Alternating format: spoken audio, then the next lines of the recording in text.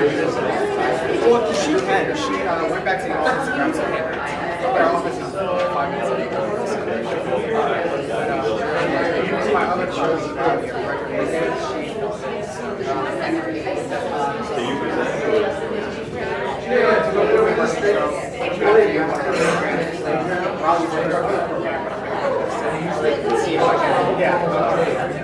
I'm taking it, so hopefully we won't.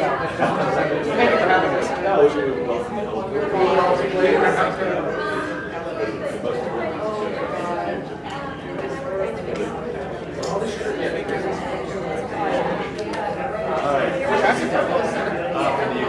Where from?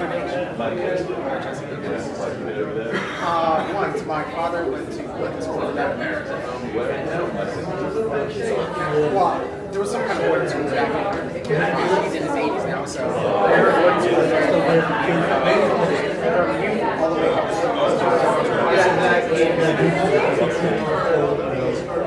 No, because the boarding was that way. So my shoulder side,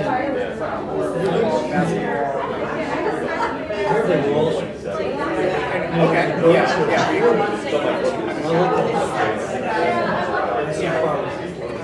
My bucket list is to take him to the football match. You know, so started getting into tennis when I was 6th grade or so. So I'm hoping to get my son into tennis.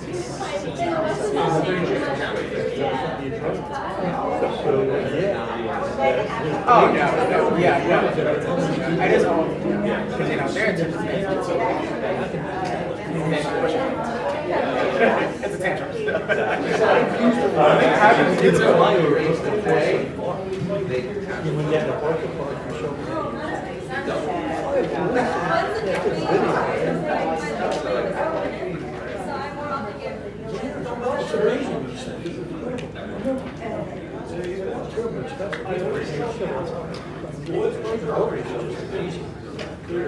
Yeah, you can take a video of it, just check both the cameras. In fact, if you is the camera on the drone. So you can see where the drone's going. That's how you can judge it. You don't actually have to look at it. You just look at it. Very cool. I had to get it done. He's been shy and says, where's the drone? I have got it out of the class. Okay. Welcome everybody. Good evening. Welcome to the West Goshen Township Board of Supervisors meeting for Tuesday, June the 2nd. To start the meeting, will you please stand and join in the Pledge of Allegiance? I pledge allegiance to the flag of the United States of America and to the republic for which it stands, one nation, under God, indivisible, with liberty and justice for all. Thank you. Please be aware this meeting is live streamed on YouTube, and the meeting may also be audio or video recorded by people present in the room. Our first item of business is public comment. Is there anyone in attendance who has a comment they would like to make about an item that is not on the agenda this evening? Ms. Schuster.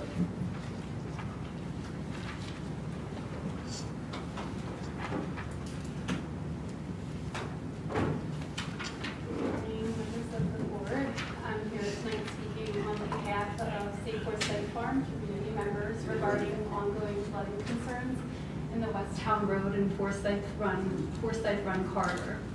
Many residents have witnessed recurring flooding in this area for years, particularly during significant rain events. I've provided a video to the Board of Supervisors, which was filmed just upstream from 905 West Town Road and shows evidence of this. I hope you all were able to view it. West Town Road, particularly near Falcon Lane and Barker Park, sits at a low point within this natural drainage system that funnels stormwater toward Forsyth Run. Conditions in this corridor appear to be changing faster than existing ordinances anticipated.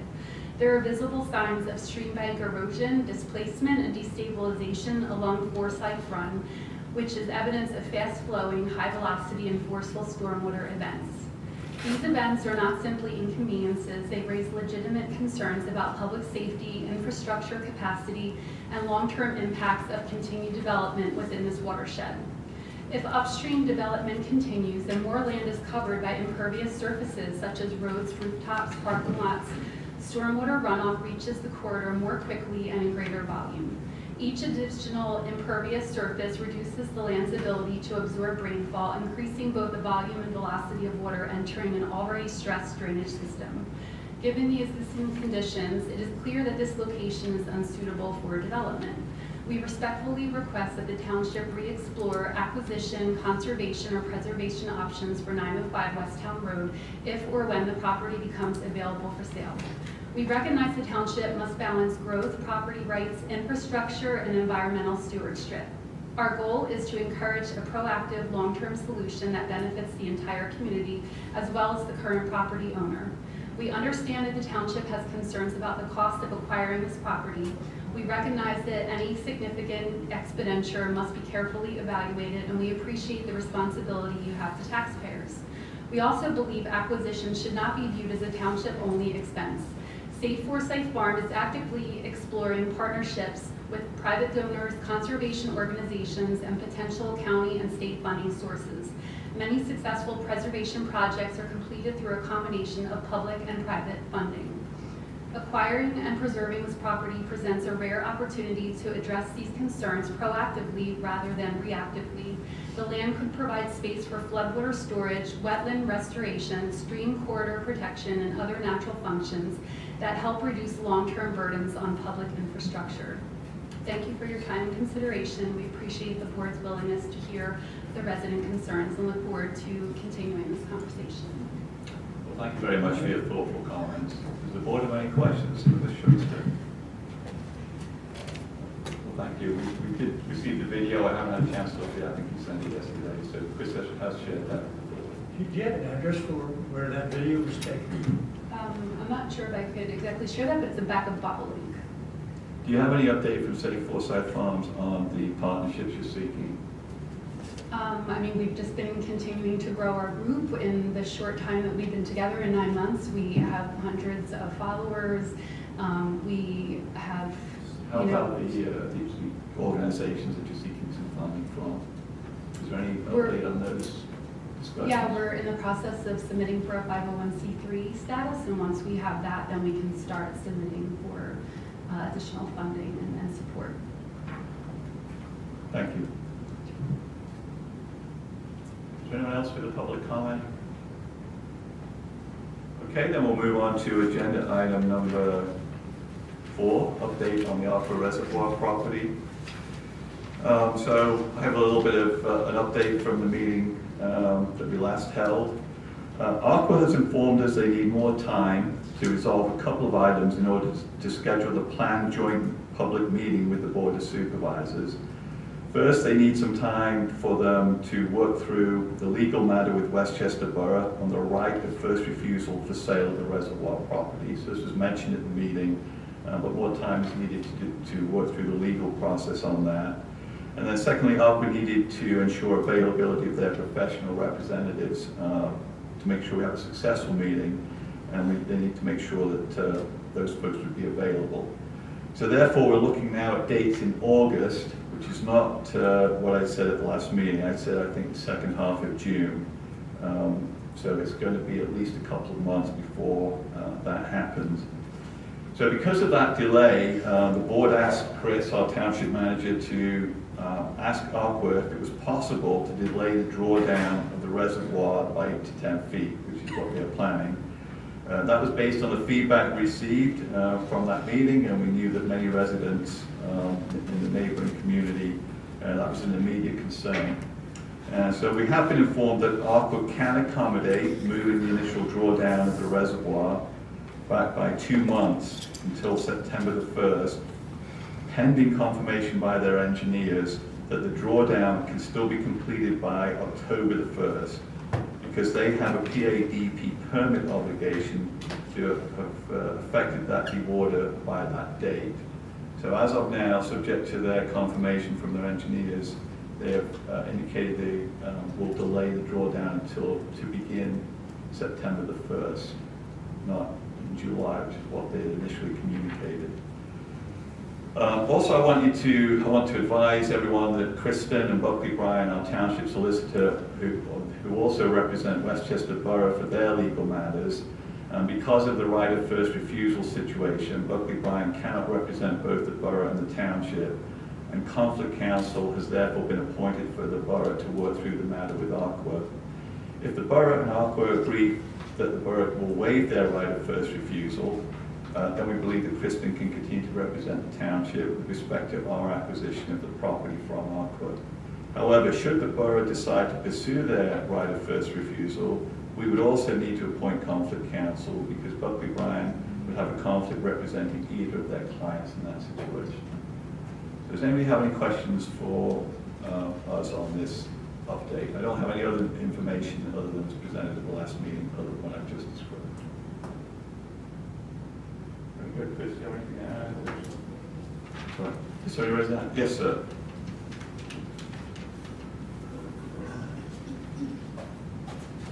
Mark Harris, 1611 Honeysuckle Court.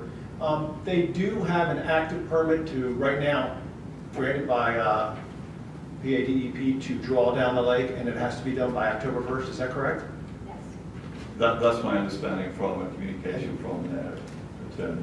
And that would be filed in the regional headquarters, which is in Norristown, is that right? I'm not familiar with where it will be filed. Yes, I believe it would be with the Southeast Regional Office. Yes. Yeah, good, thank you. Thank you. Anyone else with a question? Very good. We will now move on to agenda item number 5, which is discussion and possible approval of resolution number 11, 2026, recognizing Lexi Kaplan on achieving her Girl Scout Gold Award for a project in West Goshen Township. So before the board this evening is proposed resolution number 11, 2026. This would recognize Lexi on achieving her Girl Scout Gold Award. By way of background, Ms. Kaplan appeared before the board at the May 21st, 2025 meeting to present her project proposal. The project is entitled Storytime in the Sun and consisted of holding storytime class during the township's summer camp program last year. She worked closely with the township's Park and Recreation Director, Ken Lair, and Assistant Park and Recreation Director, Tom Steins, on the project. Ms. Kaplan also undertook a book collection to provide free books and establish a lending library for the campers. The township was recently contacted by the Girl Scouts of Eastern PA to inform us that Ms. Kaplan completed the requirements for her Girl Scout Gold Award and was recently recognized at an event on May 31st, 2026. And the resolution we have recognizes her achievement. So I'm going to come up there and read out the resolution and present it to Lexi.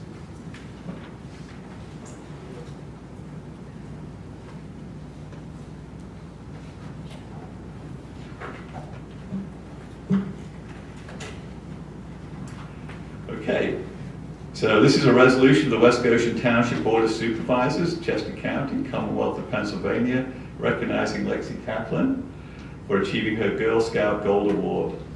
Whereas Lexi Kaplan presented a proposal for her Girl Scout Gold Award project to the West Goshen Township Board of Supervisors at a meeting held on May the 21st, 2025. And whereas the project consisted of working with West Goshen Township's summer camp program to promote reading and literacy among young children, which involved collecting donated books to create mini libraries at the township's parks, volunteering her time in the parks, reading stories to children and crafts associated with the story. And whereas the West Goshen Township Board of Supervisors unanimously supported her project proposal, and whereas Ms. Kaplan recently completed the requirements for her Girl Scout Gold Award, which is the highest award in Girl Scouting, only being bestowed upon 5.4% of all eligible Girl Scouts. And whereas Ms. Kaplan was recognized for this achievement at the annual Girl Scout Gold Award ceremony on May the 31st, 2026. And whereas the West Goshen Township's Board of Supervisors desires to recognize Ms. Kaplan for her momentous achievement, now therefore be it resolved that the West Goshen Township Board of Supervisors congratulates Lexi Kaplan on achieving her Girl Scout Gold Award and commends her on the service to the community, resolved and adopted this second day of June 2026. Congratulations.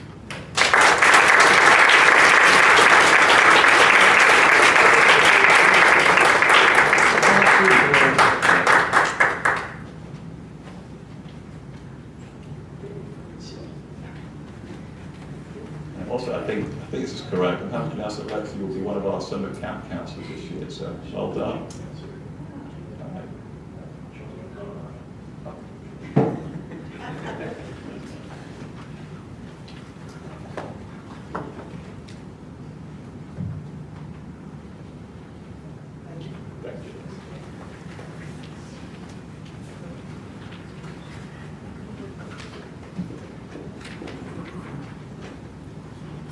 I just want to make a comment.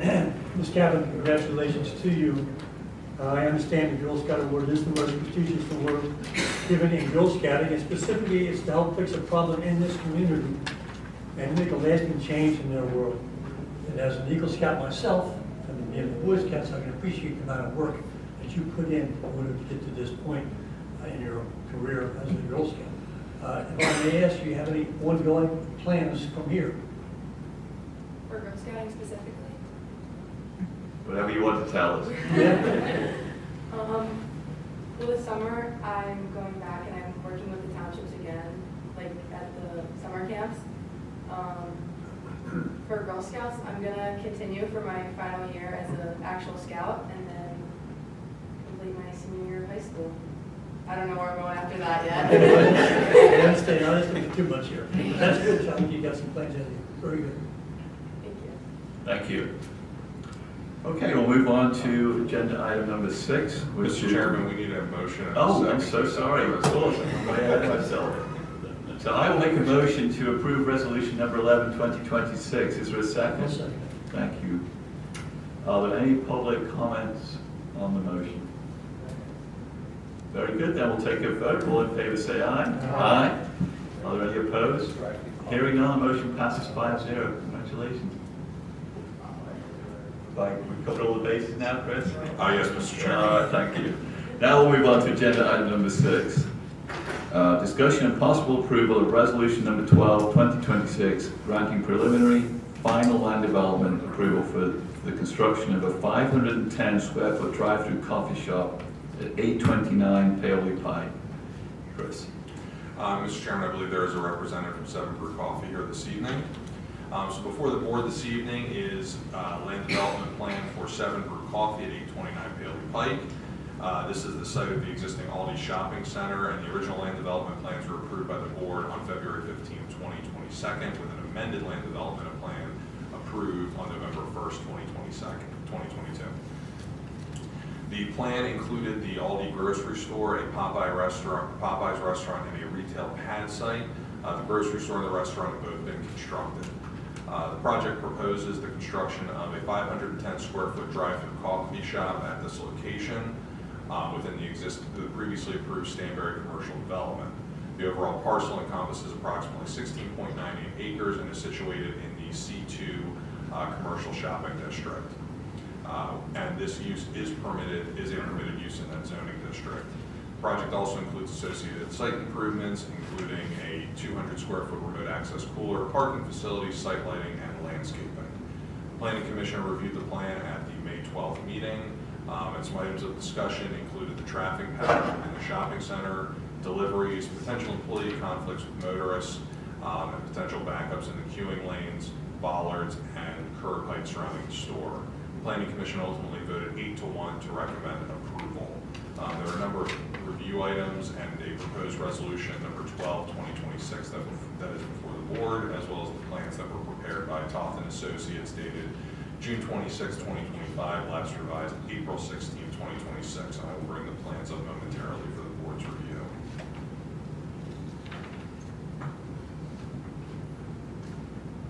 And then this is Travis, I believe. Correct. My name is Travis Sodom. I'm the Director of Real Estate for Seven. Welcome. Do you have a presentation or some words you wish to share? Sure, absolutely. I'll let him kind of bring the plans up, and I'll kind of share just a little bit about Seven Brew for those that may not know what Seven Brew is, and kind of go from there. So Travis, just let me know what pages you want me to go to in the site. Sure. If you'll go to the striping plan, that's usually the easiest one for everybody to see and understand. Right there. I'm going to walk to the. And you need a. I'm dangerous one of these things. So we want, Seven Brew Drive-Thru Coffee is a coffee shop that we have coffees, teas, energies, smoothie shakes, all on our menu. We like to talk about if Starbucks and Chick-fil-A were married and had a baby, that would be us. The Starbucks obviously is from the beverage side of it, the Chick-fil-A is from the culture side of it, about who we are and what we're about. So the way our operations work is you enter the queue here, you have 2 drive lanes here, you enter into the drive lanes, and you'll have your order taken by what we call our texter. They'll have an iPad, very much like the Chick-fil-A model. There's no speaker box, and you're able to order anywhere where you are in line. If there's a line to here, the texter would come to you at this car, and then you traverse through the drive-through and stop at the stop bar to pick up your drink. We have people standing there that will hand out your drink here and here. This is a canopy that people stand under for the elements while getting their drinks. We like to move very fast. From the time that you pick up your order to the time that you leave is less than 4 minutes. That's after we know people are trained and a couple months down the road, and customers being trained as well. And then you exit through the drive-through there. We're open from 5:30 a.m. till 10 p.m. Sunday through Thursday and 11 p.m. on Friday and Saturdays. Again, people get their coffee in the mornings and their energy drinks in the afternoon. So we try to get them twice. The structure, there we go. The 510 square foot structure is this, it's a pre-manufactured building. And then the 270 square foot storage facility with the cooler is there. It's also pre-manufactured that comes in. Will there be any indoor seating or outdoor seating? No, sir. There's no indoor outdoor seating. It's a drive-through facility only. What makes us unique and different than most and our competitors is we are a dual lane, as you can see. And so that helps with stacking and speed. And the other thing is we don't have any prepared food items. We have a small prepackaged muffin top, and that's it. There's no order ahead, so there's no app. So everything is you order there and you go. Do you anticipate any backup? And if so, where will the cars go? What's behind it? So this is where the Audi is this here, Right. right here. So is there any room for them? Do you ever get a backup, like people waiting in line for a while? There can be, and we worked with Audi on a plan during our grand opening that this will be our main entrance here, that everybody will funnel through and out here. But we also have a third lane in here as well. And so when we are busy and all 3 lanes are stacked, there's 40 cars that will fit on our lot.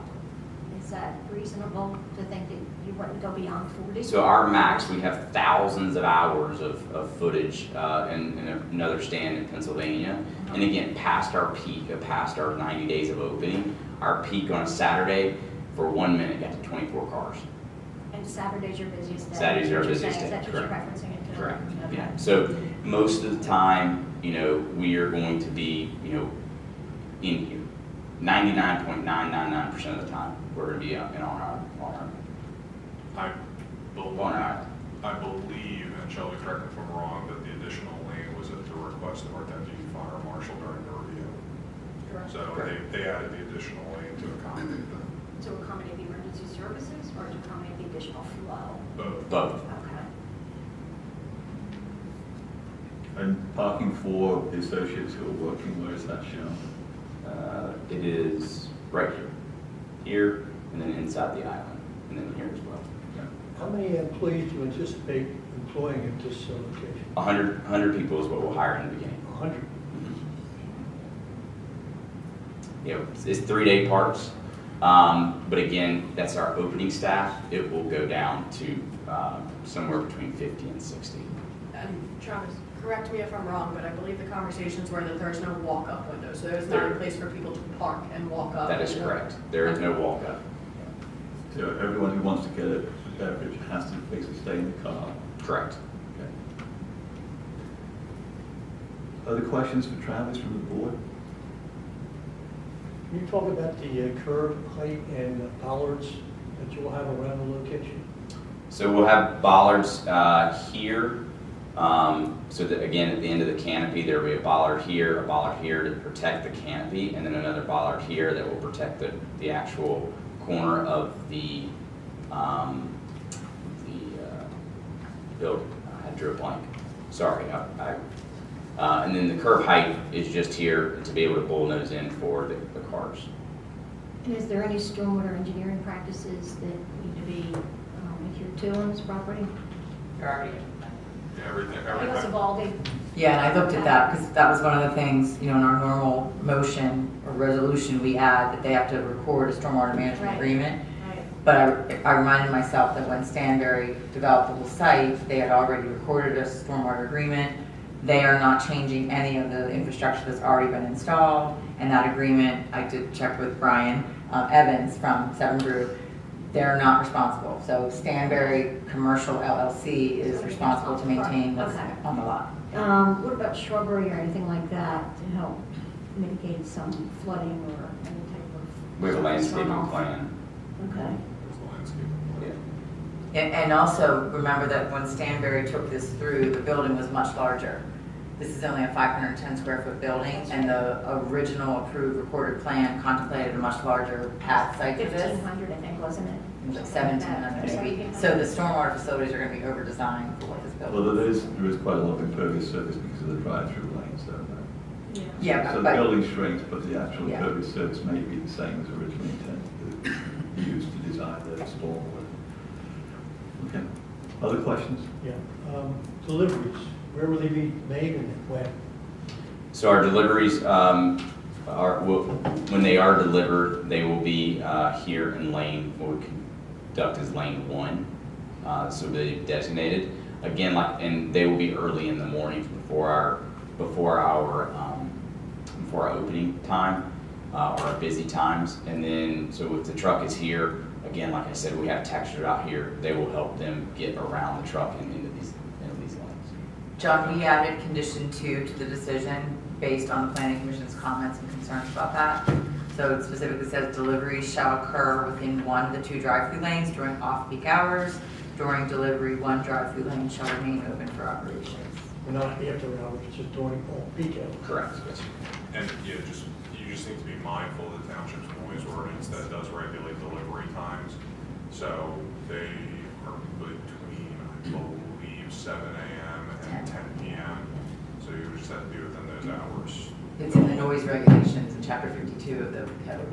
Because as we discussed at the planning commission meeting, we do have residences adjacent to the shopping center. So we do have to be mindful of those individuals. Kristen, I'm sorry.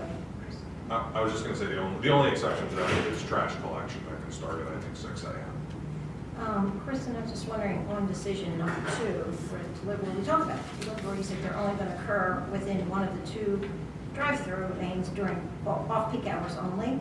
So why do we need the next sentence? During delivery, 1 drive-through lane shall remain open for operation. Well, it's off-peak doesn't mean there's not going to have, we want to make sure that they can still remain in operation.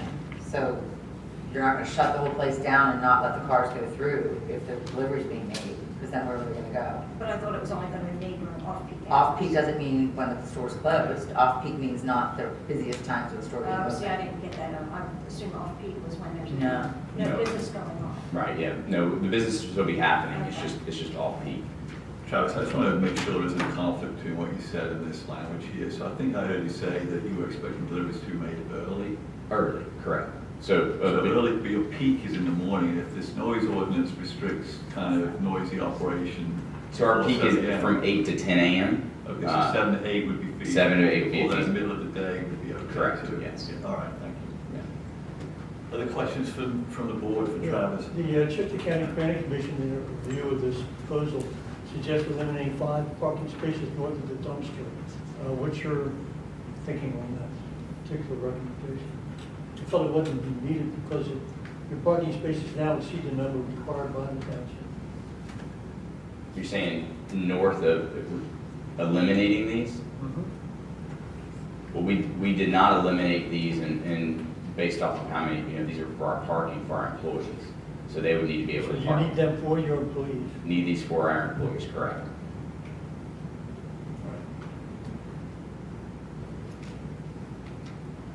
Other questions?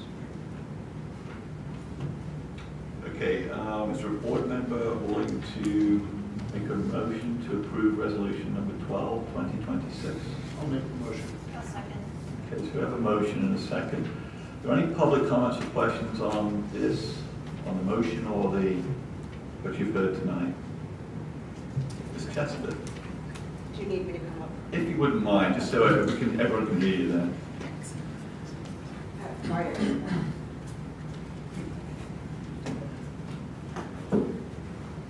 So I just have two questions. One, I wanted to know the start date, the anticipated start date. Start date is, for construction is September. And how long will What do you construction think? last? And how long will construction last when it actually open? 96 days, so we're shooting for, By Christmas? before Thanksgiving. Okay, and my second question is, how many employees will you have at any given time? I'm looking at those parking spaces. At any given time, at our peak, we'll have 10 people working. On normal operating hours after our grand opening and training and things like that. Do you have allotment for 10 spaces, the 10 parking spaces on that side? Yes, ma'am. 1, 2, 3, 4, 5, 6. So, I mean, everything that's in white here is a parking space. 1, 2, 3, 4, 5, 6, 7, 8, 9, 10, 11, 12, 13, 14, 15. Okay, thank you. I think I'm also saying this, correct me if I'm wrong, there's also a declaration of cross easements for all of the pad sites, and I believe that you That's have correct. the ability, if they needed, to also park on the other portions of the shopping center. That is correct. Very good. Anyone else with a question? Okay, then we'll take a vote. All in favor say aye. Aye. Is there any opposition? Hearing none, the motion passes 5-0. All right, thank you so much. All right, appreciate it. Thank you.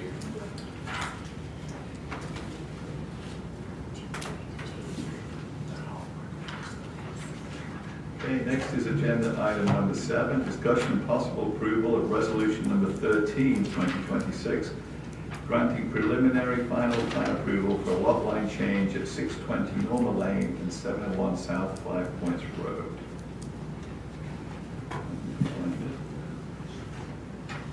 Chris. Mr. Chairman, before the board this evening is a preliminary final plan for a lot line change at 620 Norma Lane and 701 South 5 Points Road.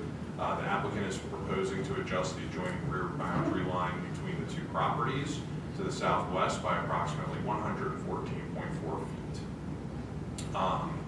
The property at 701 South 5 Points Road, consisting of 1.441 acres, would transfer 0.394 acres to 620 Norma Lane. Both properties are within the R3 residential zoning district and contain one single-family home on the lot. No improvements are proposed as part of this project. The plan was reviewed at the May 12th meeting of the Planning Commission, and they voted unanimously to recommend approval, and I will bring the plans up momentarily. And then,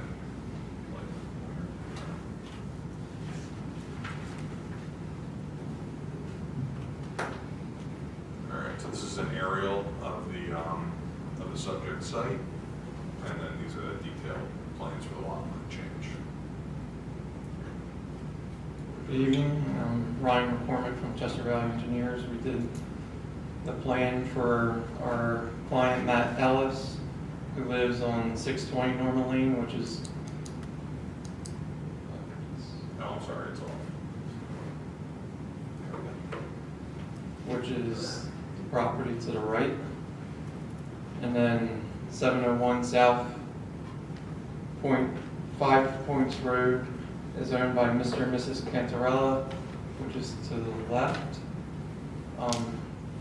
Mr. Ellis was approached by the Cantarellas, and they saw their children playing in the backyard, which in this area is mostly boulders and trees, and the kids like to climb on the boulders and play.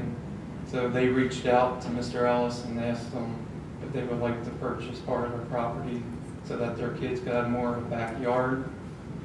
Right now, Mr. Ellis' property line is about right here, and it's mostly like steep slopes. back there, so it's not much yard to play in, so this will give him more space for his kids to play. And they will make both lots approximately 45,000 square feet, so they'll be equal lots instead of one small lot and one large lot. There's no non-conformities introduced by doing this, I presume, obviously? No, we No. meet all The minimum lot size is like 18,000 square feet 18,000. in the zoning district, so they're well over the minimum lot size. Okay. Any questions? I'm sorry, what's your name again? It was Ryan McCormick. Any questions from the board for Ryan on this project? I had one question. There was a letter from Carroll Engineering, Yes. and in that letter, under B, general comments, they indicated that formerly there was a septic on site and also a well, and both of those were to be abandoned. Well, questioning if they were. We are in the process of trying to confirm. We know that since, in their latest letter, that since 1996, that property has been on public sewer and water. They've been asking to make sure that the sanitary system has been removed and decommissioned. We are in the process of getting somebody out there to look at it. I've been out to the property and I can't find any manholes or that show of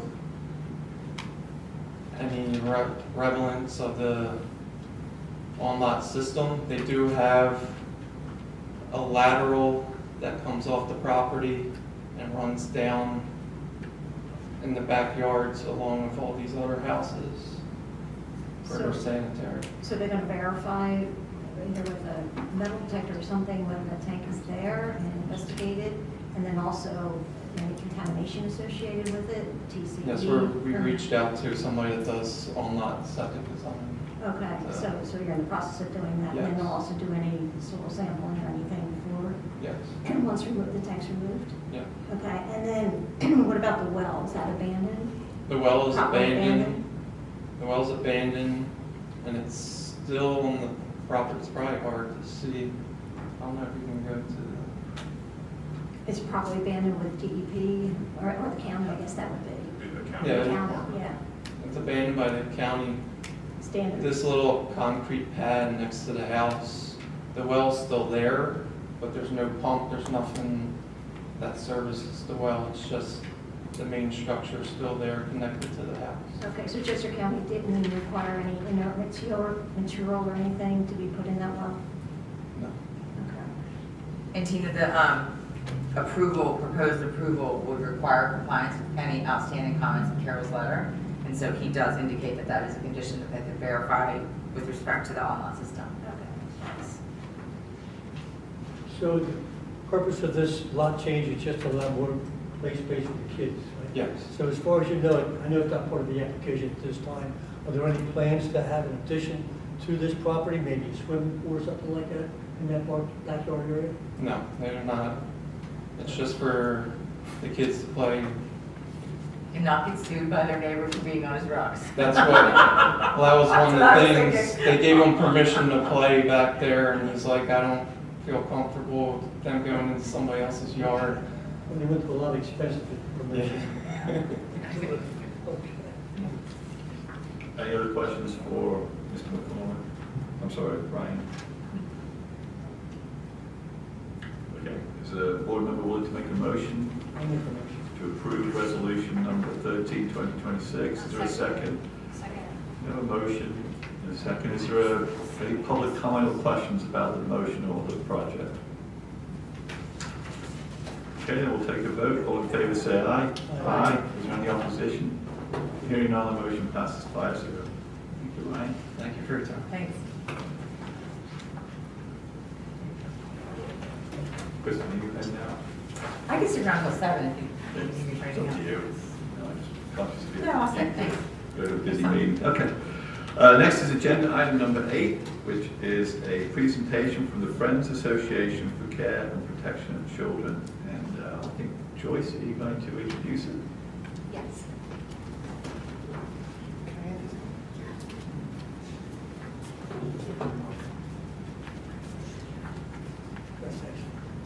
Welcome.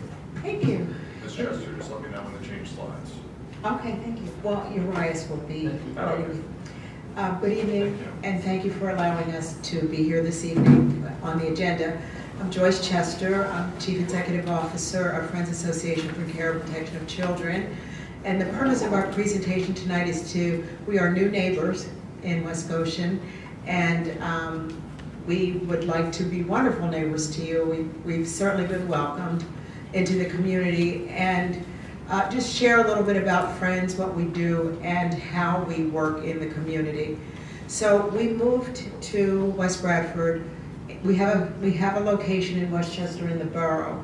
We moved to West Bradford at the end of last year, the very, very end, and having office space and a 10-unit apartment that house families experiencing homelessness. And the key thing, as you can see by our title, is that we are taking care of families with children.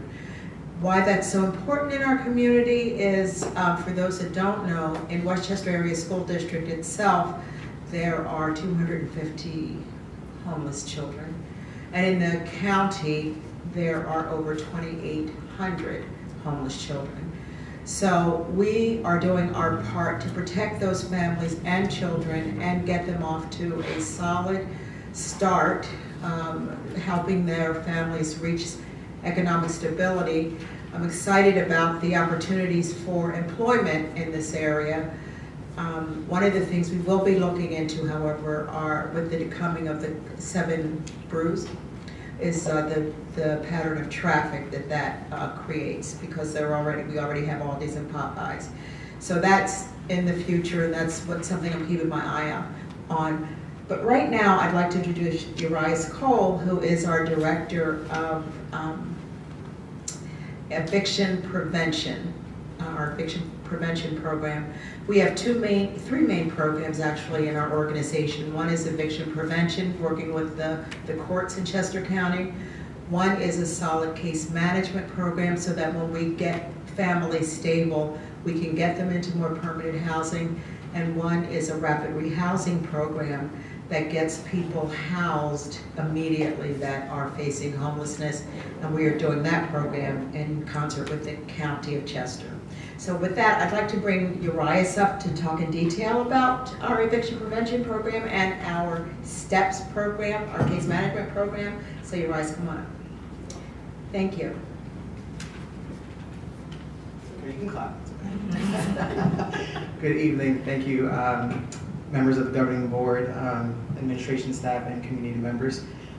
My name is Urias Cole. I'm the Director of Eviction Prevention for Friends Association. Just a little quick background. I went to high school in Downtown, graduated there. College at Westchester, studied political science. Graduated there, worked for the county for a couple of years, and opportunity came up with Friends Association, so I jumped on it, and it's been a great 4, almost 5 years. So I think I've always worked in the social service space, kind of know a little bit about this community and the needs of this community and the struggles and opportunities people have. So I think my position has really primed me for taking advantage of the opportunity that we have to serve this community. So I'm going to just talk to you a little bit about what we do. You can skip through a couple of these. I think Joyce already went through here. Keep going, please. Okay. So Joyce mentioned that we have 4 main programs here: our eviction prevention, housing stability case management, our emergency shelter, and our rapid rehousing program. So I'm the Director of Eviction Prevention. My colleague Riley, she is the Director of Programs, which she manages all these other 3. Unfortunately, she felt under the weather today, so she couldn't make it. So I'm going to do my best to be Riley today as well. Next slide, please. So for fiscal year 2025, we served over 1,081 individuals across all of our programs. 425 households received services, and for me, most importantly, 593 children were supported through our program. My son, he just turned 6, and I know, given the work that we do, especially for eviction prevention, when we have family members who come to court and I see their kids, and their kids look like my son, right, the same age, and we see them again and again, I just wonder, you know, what's that child's life like when they go home, and housing, food, stability, and things like that. So it just really drives home for me the work that we do and how important it is to support families. So Next slide, please. So our eviction prevention case resolution, we monitored last year, fiscal year, 4,802 total cases. We represented 1,863 cases across 5 MDJ courts within the county in the past 6 years. Now, there's a little caveat to that. So we were doing 5 courts, but we recently expanded to all 16 courts within the county. So kind of like, trying to be in 2 places at once at this point. I'm thankful for the team, the staff, the leadership that we have, because our program is successful. We've seen it work, and I'm really excited by the opportunity we have to serve more members of this community. So thank you. Next slide, please. So our program offers legal services, free legal services, limited financial assistance, and if when needed, internal case management. And I think these three opportunities that we provide tenants really prime us to best effectively serve as many people as we can, as fast as we can, and just really try to make sure that when we see them the first time, we're really getting to the root of what the issues are and trying to address it the first time. So our timeline is we see people before the landlords file in court. Hopefully we can get to them before they file, because that saves landlord-tenant costs. It saves maybe a bad relationship between the landlord and the tenant, because by the time a landlord files in court, they probably already tried to reach out to the tenant several times, and there's a reason why they have to file, right? So we're trying to make sure we keep that relationship good. There's a post-filing, so if we can't reach the tenant before court, we can't prevent the filing, then we're going to do the outreach attempts, we're going to negotiate with the landlords, we're going to negotiate with the courts and things like that. And then we have the day of court, so all the preparation work has been done before court. The day of court, where we really get to the effectiveness of the program, which is ultimately our goal, is to try to have cases withdrawn, try to keep tenants in their homes, but at the same time, obviously making sure landlords are whole for the contract that they entered with the tenant. Usually that contract, most times we see it's a financial issue, right? It's rent. So we try to figure out how how we can find a resolution there. And if it's not rent, if it's a habitability issue or anything more than that, then we really become middle people and trying to negotiate a landlord-tenant relationship. And post-court is where we kind of wrap up and say, okay, what happened today? Who needs case management? Who got withdrawn, or who needs further help because their case got continued and there's still a little bit more digging that we have to do in those cases. But generally, this is the timeline for start to finish for how we operate in our landlord-tenant cases. Next slide, please. This is a quick snapshot of our court day here. Depending on the court, the day, a court can be really light or it can be jam-packed. And the picture I found there was really funny, because we have a landlord who, the first time in court, she said, wow, this is like a club for me, right? Because everyone's just back-to-back, shoulder to shoulder. And sometimes it's like that. Intakes, a lot of paperwork, because we receive funding from the state, federal, county dollars. We have to make sure that we are transparent. We're accountable for the dollars that we're spending, and we want to make sure we're using that finite money as effectively as possible. We do give free legal support. Oftentimes, we will help a tenant get their cases, not often, but sometimes I should say, we'll help a tenant get their case resolved. And because of the trauma of the case and things happening and everything that happened up to that point, they don't really understand what happened, and they'll turn around to the attorney and say, well, you didn't really help me, so I'm not quite sure what you did here. And it's just kind of funny to us, because like, well, we just helped you get your, stay in your home, your case is withdrawn, and eventually they get it, but it's just a little humor with our team. And then afterwards, we wrap up just talking about the court day, things we need to do. But at the same time, the amount of things that we hear, we see, tenants already going through trauma by the time we get to court, but for my team, hearing this kind of stuff over and over again, it can be trauma for them too, right? So the wrap up is also a chance for us to just debrief, making sure our colleagues are good, making sure they don't have any issues that are lingering past the court day. So it's a little mixed bag there. Next slide, please. And then finally, it's I can say all these things, but what do our numbers look like, right? Like, what are we doing? So for cases that we do represent, 73.8% are favorable outcomes. For us, that could mean a case is withdrawn, it could mean it's dismissed, it's been settled, it's a judgment for the tenant, right? That's ultimately what we're looking for. And out of those, 59.4% of those cases are withdrawn. That's the best outcome for a tenant.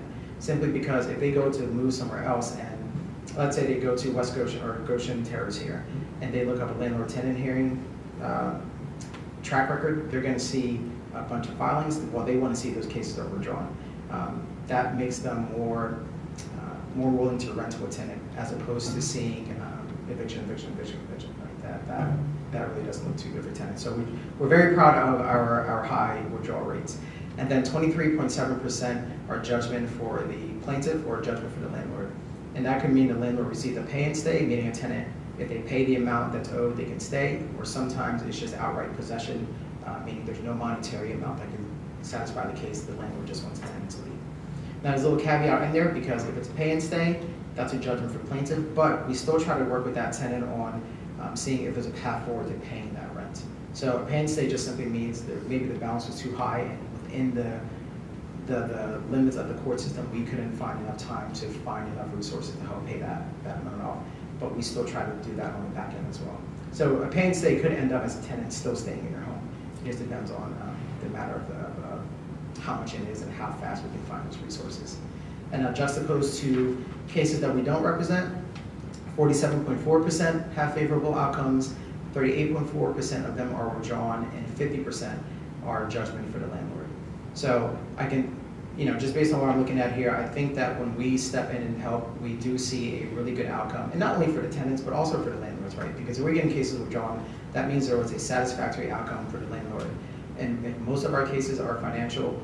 That means we're finding ways to make sure those landlords are whole too, because most landlords, they are, that rental property, it's part of their income too, right? It's part of their mortgage. My mom rents her home, so I know rental income and what that means to her. So we also try to make sure that we're doing right by landlords too, by representing these tenants. Next slide, please. So the role of the courts, unified scheduling.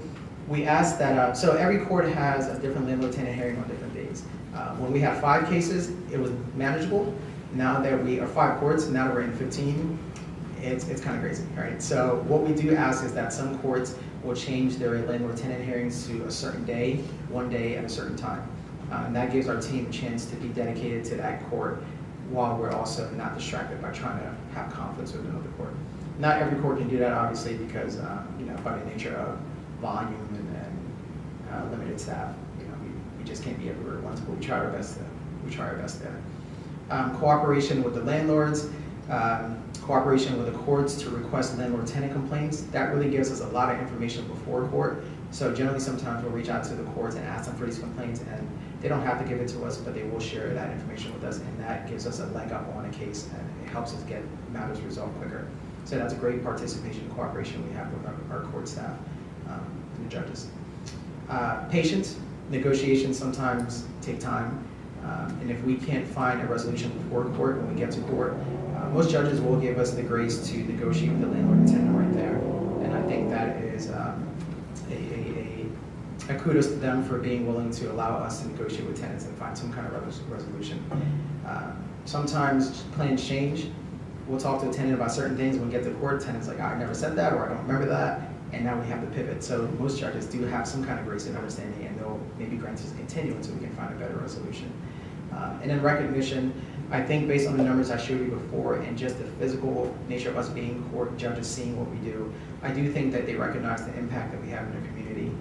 Most MDJ judges are local to their community, so they know, their community members, and they do see the positive impacts of keeping people in their homes. So I think that also helps them want to work with us as well. And then the outcomes that I showed, right? If we represent, we step in, over half of the cases are withdrawn. So I think the program speaks for itself. Next slide, please. And then, so this is where my colleague Riley would have stepped in, but this is now talking about our housing stability case management. So 110 households were referred to housing stability case management. So when I mentioned that we offer free legal services, we offer legal rental assistance, and we also offer case management. Sometimes we'll see tenants come back again and again within that same year. So clearly there's something we're not addressing by just helping with the rent. And we need to dig to that deeper roots of what the issues are. So we'll refer them to case management, and then case management takes on their role there by going through budgeting, going through family history, going through rent, food, clothing, shelter, schooling, things like that, right? The average length that they stay in our program is about 9 months to a year. And recently we, thanks to Joyce and her leadership and the case management team, we created a steps model. And if you go to the next slide for me, please, I will kind of talk about that. So this step model is meant to be it's a trauma-informed, two-generational, 5-phase program that really wants to address a tenant at where they're at to where they need to go, right? So we want to take them from ground zero all the way up to self-sufficiency. And the whole point of this program is to make sure we're not only addressing the parents' needs, but also looking at the children as well, right? Or if the grandparents are sometimes involved, we're looking at that as well, because we have a lot of grand families who are taking care of their grandkids as well. And basically the point of this program is to meet them where they are, kind of assess what they're comfortable with, what they can do, what they can't do, and then walk them along each path of the steps, right? So as you go up, you can do things a little bit more by yourself. We move you up to the next level. So situation assess, we're doing assessment, budgeting, we're checking for mainstream resources. We're not moving you out of that phase until we're confident that all those steps are in place and we're confident that you're able to handle that. And then we'll move on to the next step, which is taking action. I know my time is limited, so I'm not going to read all this for you guys. But we've really found that, I'm not going to lie to you, tenants have to put in the effort to make this work, right? We can do all the explaining, we can provide all the resources, but they have to put some kind of skin in the game, and we do have those hard conversations, right? And I think we're doing tenants the best. We're doing the best for them by having those hard conversations, right? And not sugarcoating things, because at the end of the day, it's going to be up to them to take action. I tell a lot of our tenants, like, we can't care more about your eviction than you should. We'll do all we can to help you, but we can't care more about that than you should, and they should also have skin in the game when they're participating in these programs too. Next slide, please. So the point of the two-generational approach is we build trust, consistency, clear expectations. I talked about those hard conversations, and just making sure they know what to expect from us and we know what to expect from them. And I think once both sides have that understanding, you can come to a mutual relationship and a beneficial relationship, I should say. We empower our clients by offering choices and respecting autonomy. We listen. We avoid re-traumatizing, because by the time we're working with folks, you know, there's a whole gamut of things they're coming with, and we want to make sure that we're listening, we're understanding, and we're approaching that as trauma-informed and as caring as we can be.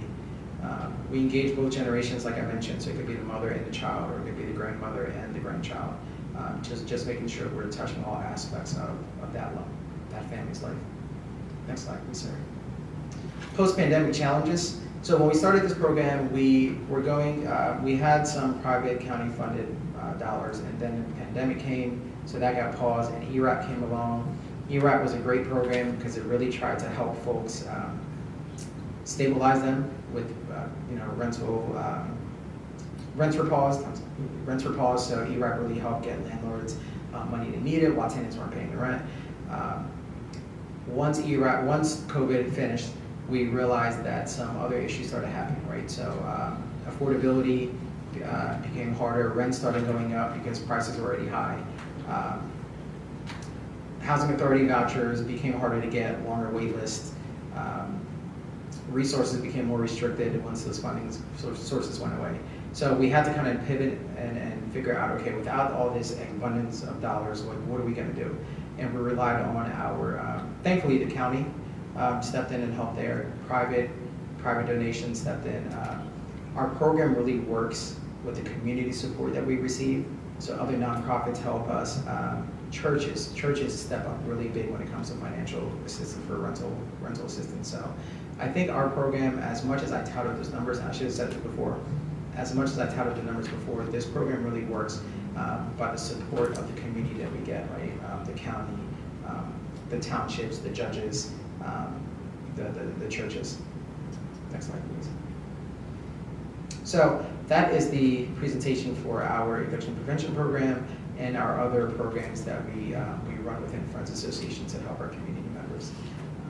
I try to go through quickly because I know your time is very valuable and limited, but if you do have any questions, I will give you my card as well, and please let me know.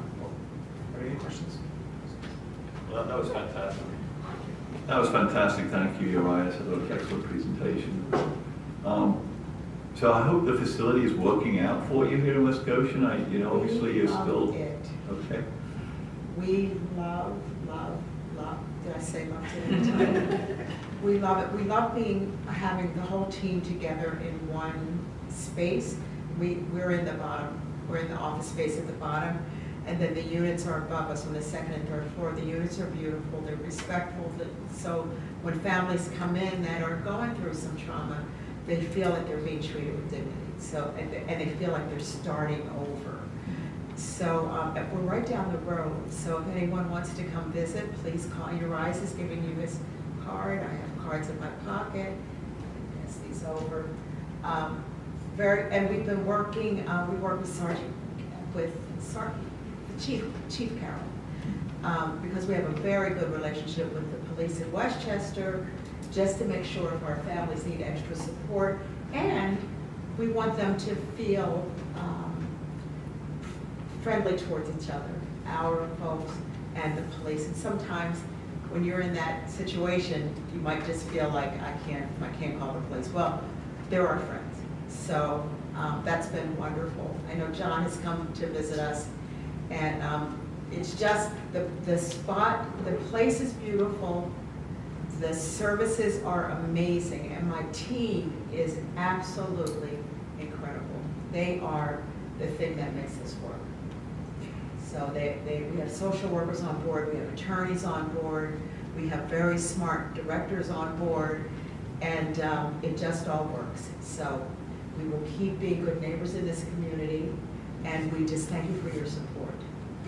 Joyce, the one thing about the location that I think I picked up on you asking the questions about the brewed coffee place, because that traffic situation right there, getting in and out of the property looks scary. Scary, yeah. Especially because I believe you can still take a left turn out of the property, and you've got that swing, that blind paoli pipe feeder off Westchester Coming off of. Yeah, it's risky. So the first thing I did when we moved, I called the township to see, like, what should we do about moving, having someone look at our traffic pattern. And my team hit me up, and they said, we love making a left here.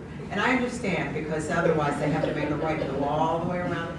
And I'm like, oh God, so I struck, and I make a left there, which is not a good example, but I don't know what it's going to be like when the coffee shop comes. There's two things I'm concerned about, because we have children there. We're just building a playground in the back, and there's going to be more, and I have environmental concerns, but what are you going to do? It's like, I guess no worse than the Schuylkill, right? But children don't play around the Schuylkill. But so those are things that we'll just keep an eye on. And the traffic, I'm poised to call PennDOT if I need to make whether they can man or not. It's a PennDOT road, right? Obviously. Yeah. That's correct. I believe I provided Mr. Hellman with some contact information. He did, which I have. Yeah. So my finger is right here. So I just keep an eye, because the worst thing, and because folks are living there, it's not just us, and it's not just my team, it's the families there. They have cars, and they're on that line, and they're on our line. So, those are things that I have to deeply consider, like every day, and what's coming here, and how, So we have, so far, so good. That's why I was asking too about the timing of the coffee shop, because I want to know, because winter also impacts our ability to get out, in and out of that line. And if you notice, the turn right to go into Aldi's and then Popeyes, nobody really knows that we have a turn too, because it's not really, identified by any arrow. It's just there. We just slow down. We're making that right-hand turn into our lot. You can also make a left-hand turn, which is even more dangerous, coming through the feeder from from Gay Street, where. So yes. Is your lot abut the alley lot? Is there? Does your lot, it touches? Yeah. Yes, it's adjacent. Well, it does. Aldi's and Popeyes. Aldi's kind of in the back, and Popeyes right to the front. We were able to get Popeyes to stop making left-hand turns. You were. Aldi's and Popeyes, no left-hand turn. So we would be the third, no left-hand. And so. Well, I think the difference in that, and I apologize, I don't mean to interrupt, but I think the difference with that was they had, as part of their land development, they constructed the, as part of their HOP, they constructed that pork chop island in there to like follow traffic. That doesn't exist in this Just wondering situation. if they would grant an easement right for you, your employees and your families to be able to go onto their lot to get out. That's Yeah. what they from the lake. Shelby just sent me that as a possible Yeah. cross-access easement. If We I could, can we could put them in touch with the Stanbury folks. That would be the good solution. Yeah. So there might be a good, Yeah. I would love. I have your card, so I'll reach out to you. Please, Yeah. yeah. Try to put them in touch. Please reach out. Okay. Okay, I'm excited by that. Dr. Chester, how long, or what's the average amount of time a family stays? In the shelter? Yeah. So it's really intended to be 3 to 6 months, short term, so that we can get it back to the community. But families can stay up to a year. You saw that STEPS model. If they come at the very bottom and we're working with the kids, or sometimes, and the other thing I don't think you've already mentioned is that dads can be there. So any family construct can be there, which makes it very different than any other shelter in our local area. The EPCR program, I should also note, has been recognized by the state as a go-to program because it's been so successful. We're really excited by that. And the case management programming with the social workers on board, most of them are at master's level or working on their master's, are amazing. That's work that I cannot do. I keep that organization going. They do the boots on the ground, and they are amazing.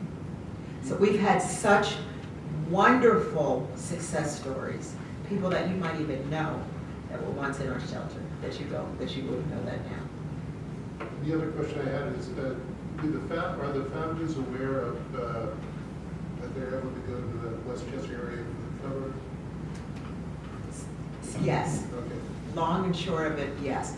And during the summer, we partner with a local farm. Do you know what's the name of the farm? Oh, gosh. It's a local farm.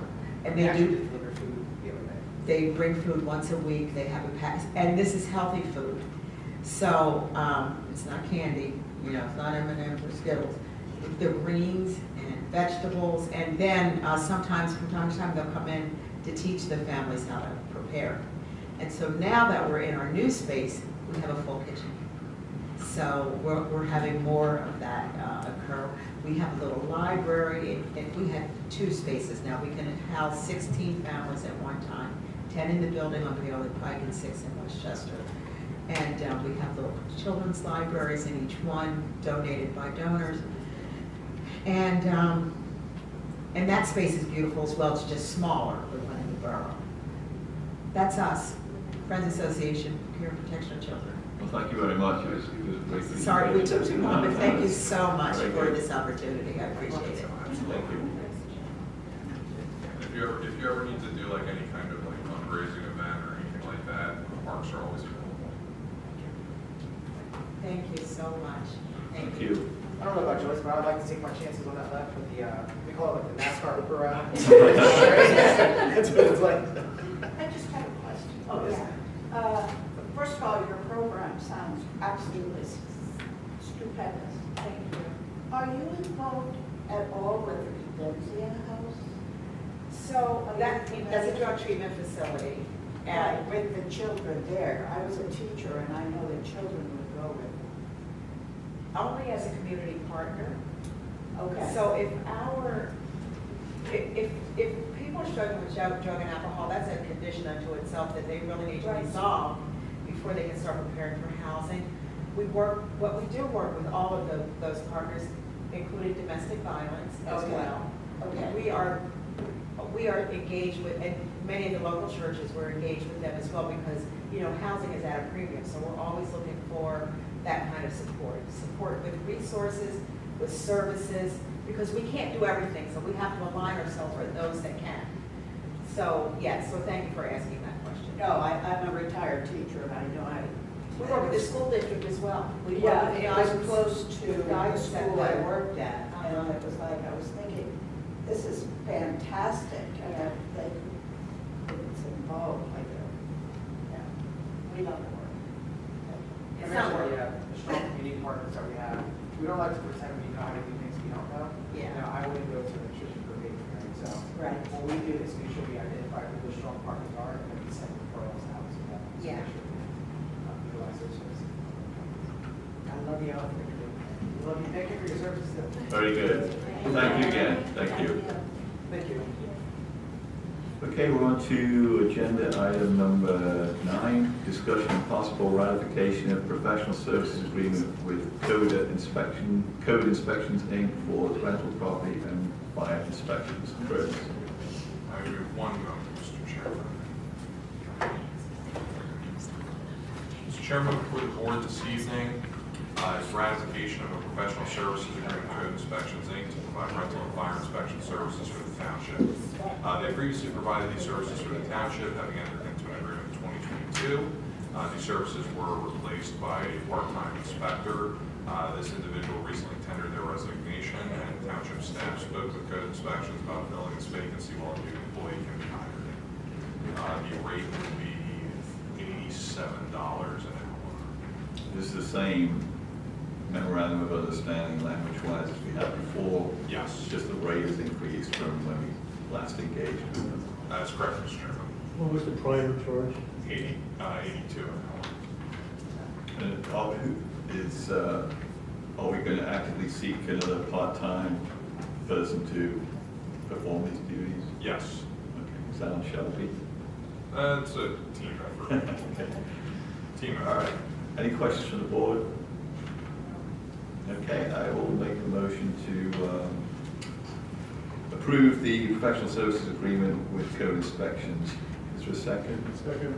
Thank you, Nate. Any public comments or questions? Very good, we'll take a vote. All in favor say aye. Aye. Is there any opposition? Hearing none. Hearing only a sneeze, the motion passes 5-0. Okay, agenda item number 10. Discussion and possible approval of a professional services proposal from Carroll Engineering Corporation for the preparation and submission of a growing greener grant application to the PA Department of Environmental Protection. Chris. Mr. Chairman, before the board this evening is a professional services proposal from Carroll Engineering for the preparation and submission of a growing greener grant application to the Department of Environmental Protection.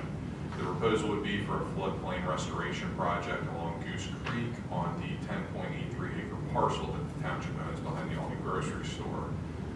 Just for some background information, the board heard a presentation in the fall from Land Studies on the feasibility of a stream bank restoration project on this parcel. The board then approved the proposal from Carroll Engineering to undertake due diligence work of the property, which consisted of soil sampling and groundwater in order to determine if there was impact from the ICI America's TCE site. At the previous board meeting, Chris Peterson reported on the results of the soil sampling, noting that they were largely non-detect for all compounds being tested in the project area, particularly those noted in the nearby cleanup. For compounds that were detected, they were found to be below the permissible threshold. At the conclusion of that discussion, the board requested that a proposal for a growing greener grant application be prepared for the board's consideration. The proposal before the board would be for a fee of $7,205. In terms of the specifics of the Growing Greener Grant Program, there's a maximum request of $500,000, and I'll note that the estimated project cost for Land Studies was $500,000 to $625,000, and there would be a 5% match from the township. Questions from the board on the proposal? I have one question. Chris, when Land Studies came before the board back in October, did a presentation, I recall, but they mentioned a grant that they thought would be applicable to this project. Was this the grant you saw for that? I don't know. I can't really answer that. He didn't, if I'm remembering correctly, Ben didn't specify what the grant was, and I don't remember what it is. I seem to feel it wasn't this grant. That's why I'm asking. I thought it was something that they had available that might be available to the township. Unfortunately, I can't answer that. I believe the grant deadline on this, the application deadline on this, I believe is the end of this month. My recollection was, again, the caveat that I may be wrong, is that it was a grant that was available. It wasn't through Land Studies, but it was through some organization they knew about Goose Creek specifically. and it was to do with covering a design, not full-blown piece of work, which I think is growing green. Well, I guess we're going to try, would be worth following up the land studies to find out what they were alluding to. I believe we should pursue this Well, grant, no, obviously, yeah. I mean, Not in lieu of, I'm saying. yeah, as well This and as well as that. I think it's an open question as to, you know, if we approve this tonight, we should follow the land studies around. We're pursuing the Growing Green grant, but was there something specifically in terms of a grant available for Goose Creek? Because that's what I recall they mentioned. I have to look at the video. I can follow up with that. Yeah, just give me that. Okay. Other questions on this grant? Does the cost for this, I mean, is this pretty much the going rate these days, the $7,200? This is relatively in line with what was proposed for the CDBG grant. It's about, I'm gonna say it's about $600 more. It's just very interesting to me. Like, I'm looking at task 4 and what's under task 4, and the fact that that costs $680 is just very Specific. I don't understand how actually submitting it through a portal and getting signatures and confirming the receipt costs $680. I'm just wondering, I mean, do we ever push back on these estimates? Do we ever, Well, this is a not to exceed, is that correct? This is the time and materials, estimated fee, It's an estimate, it's an estimated fee, so it would be time and materials. so the services being invoiced on an hourly basis, so maybe less than this, but that's the maximum. I get that. Yeah, What I I'm saying is that if understand. it's a not to exceed, I'm going to go ahead and guess that they're going to go up to the not to exceed rate. And I just wonder sometimes, you know, we apply for a lot of grants, and how many grants do we do in-house? You know, what's the advantage of outsourcing this to Carol? It depends on the technical nature of the application. Like I did our share account grant application for North Hill based on the information that they put together for the regional feasibility study, so they were drawing a lot of that data. This is probably a little bit more technically involved, so it probably makes sense to outsource this type of application. We've done pretty much all of our parks grants in-house with the exception of, we did all of our parks grants in-house. And actually, right, if you look at it, the submission is half of what the actual preparation, which is the most time involved, is preparing it. That's half of the amount to submit. I kind of agree. Like, why couldn't we just submit it? You know, why couldn't we just sort of hire them to prepare the technical part of the application, and then we would handle all of the other things, we would cut our bill in half?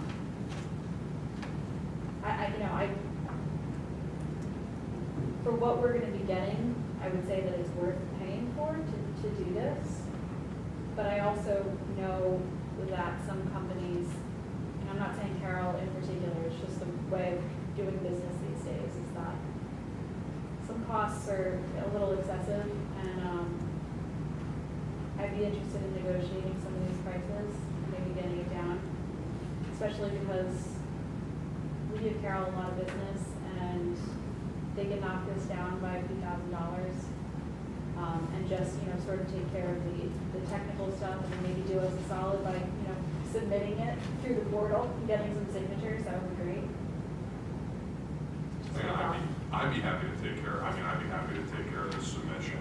Are you talking task 4 and 5, Chris? I mean, well, task 5. Questions, there's too many technical questions when they come up. I can take it. Or Chris, like, let's just ask them to throw that into the cost of the application. The submission. Yes. There needs to be some negotiation. If we're gonna, you know, we're giving them a lot of business, we're doing a lot of things with Carol, they should be covering those costs every once in a while, in my opinion. so we could modify this to subtract 680 off 7205 and authorize the work not to exceed whatever that number is. Let's work that out. 7205 minus 680. Just keep in mind, we do have a deadline here too, June 22nd. Yeah, we'll only take a minute to negotiate that. Yeah, exactly. Yeah, the board could approve the proposal subject to. $6,525. Yeah. Not to exceed. So So Chris, that's on you to negotiate, either they can incorporate it, or you end up having to feel, if they say no, you'll have to end up feeling comfortable submitting it yourself. If I have all the documents, it's just uploading and hitting a button. Good point. All right, thanks, Ashley. Yeah, I'd be happy to do that. Any other questions on the proposal? Just, Chris, can you just clarify this 5% match? So if we got the maximum grant of 500,000, the 5% match would be, we have to provide at least 25,000. That's correct. So if the project costs 625, we provide them 125, right? It's just whatever's, 25 would be the minimum commitment from the town to do the project. Correct. So yeah, exactly. We have many grant applications where the cost of the project exceeds the maximum award, and then I generally write a commitment letter saying that we will allocate the additional funds in our budget. Very good. Okay, so I will make a motion to approve the professional services. Oh, you got a question? Yeah, I just have one more thing. If we're going to talk to Carol anyway, right now they're using the professional V level, which is pretty high level, I'm assuming. Some of these tasks could probably be done by a lower technical person too, I think, rather than them all being done by the same staff level. I can understand where 3 you would have to have application preparation, but maybe 1 and 2 and 5 could be done by Okay, it's a good point. You have a deadline. You have a negotiation requested, Chris. It's only $7,000. It's a $500,000 grant. I get a feeling that Chris thinks it's a good application for this. Chris, I'm looking at you, Chris Peterson. Which Chris? Chris Peterson. Yes, Chris Well, does I'm feel not like it's a good denying application. the applications, I'm just saying maybe we have lower level engineers. But now you've got to convince them to do it for less money. Which I 2 years. actually think they will, because if they say no, then we have a huge problem. And, again, this is all about negotiation, and I think that. We could ask them. I mean, we're talking 30 hours of an engineer's time. It's not even a week to prepare this material and submit it. I don't think that's unreasonable. But things add up, right? Well, you there are picked lot a of good point on the contracts. application, submission coordination seems why we're here for that. But these other ones, engineers need to be paid, so.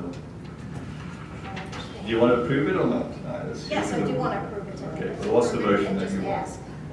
The motion is to approve Carroll Engineering doing the work in the amount of $6,525, not to exceed $6,525, to approve it tonight, and ask them if there's any lower level engineers that could do some tasks associated with it, but still go ahead and approve it tonight and just ask and see what they say. Okay, so In by having addition not to to- exceed, we can say he's already reduced the cost of this. Right. So we don't spend the full 65.25. In addition to discussing with Carroll Engineering, task number 4. That's my Okay. motion. Okay, so a second. Second. Thank you, Ashley. Any other board comments or questions on the motion? Any public comments or questions?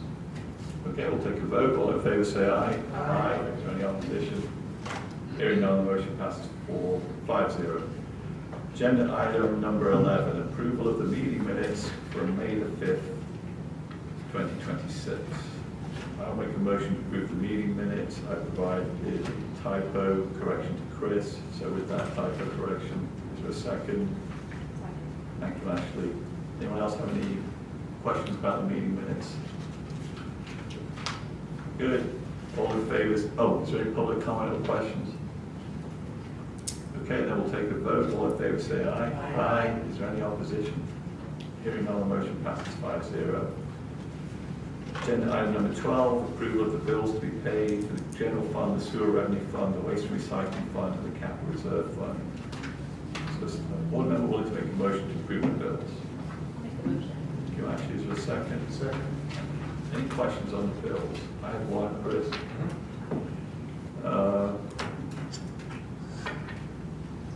Page 7 on the invoice list by GL account, FedEx charge of $2,500 for shipping.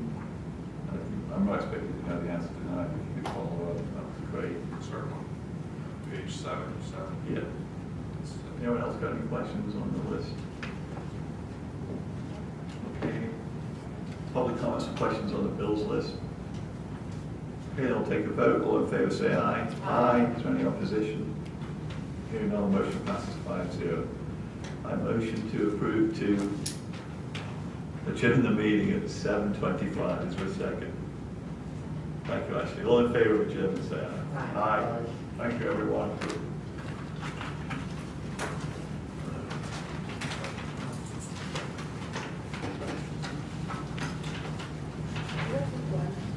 It's Gwen, right? Okay. Yes, I was late, I'm sorry, I was at my hotel.